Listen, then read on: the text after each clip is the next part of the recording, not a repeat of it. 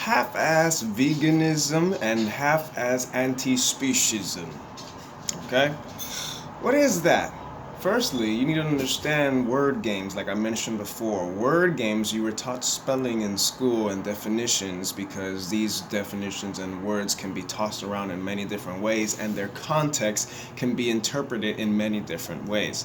So this is why it's important to communicate as efficiently as possible with one another, whether it be on your platform or in person, face to face, or virtually, whatever the case may be. And this is why I'm making this video. So what do I mean by half-ass veganism and half-ass anti-speciesism?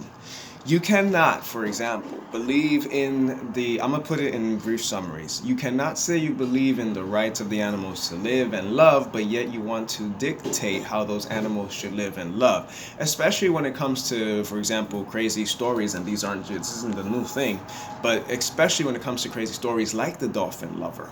Okay, go listen to that story. And when you do listen to that story, I want you to listen to the heart of the matter and not the external factors that were in play, okay? Because sexual energy in general, because I know most people are going to want to pay attention to that, but sexual energy is sacred energy, and the animals know about the sacredness of the energy and how to treat it versus how humans have been taught to waste it. So anyways, that's Go learn from that, all right? And they made an interview with him recently, a few months ago, I believe. Anyways, so a lot of people have had stories like that in their past, and that's not anything new. So don't half-ass believing in the rights of all animals, all right, the right to live and to love, but then you want to dictate how they should live, love. More importantly, don't say you believe in the freedom of all of life and the freedom to love, yet you also yet you have not taken a stand against against spaying and neutering and cutting, like ear cutting, all right? So you don't do that, okay?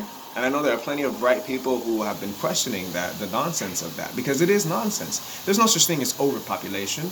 The only problem is the overpopulation is just an illusion created from the problem, and the problem is that people are being cramped up into cities and areas, whereas there's so much space to be shared and to go around and so much abundance, okay? That's the reality. That's the divine reality we live on. Okay, that's the divinity of Earth. So don't say you believe in the freedom of all life, you know, to live and to love, but yet try to put rules of this expressions of living, expressions of love and joy, okay? Especially if the animals want to go ahead and reproduce, let them reproduce. Okay, find ways to create societies where all of this can prosper, because we are more than creative to do so. Okay, one more thing I'm going to mention. Hold on, I gotta pause this real quick. Okay, so one more thing I'm going to mention. All right, believing in the freedom of life and love is also recognizing that there is a natural respect amongst physiological development.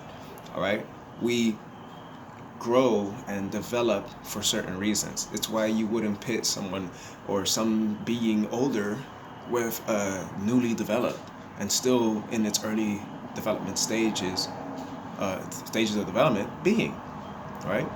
You wouldn't do that. So if you're going to believe in the rights and the freedom to live and love of all life, then you need to go at it fully. Don't half-ass the work. Don't half-ass the job, because eventually you're going to either get videos like this or you're going to get them in person. You're going to see these issues rise up again because they are not attended to. Okay, they're not reflected on. I've done plenty of reflection. That's why I really talk about this stuff, because I got other things to focus on. But I hope that helps out. All right, do share the video. Namaste.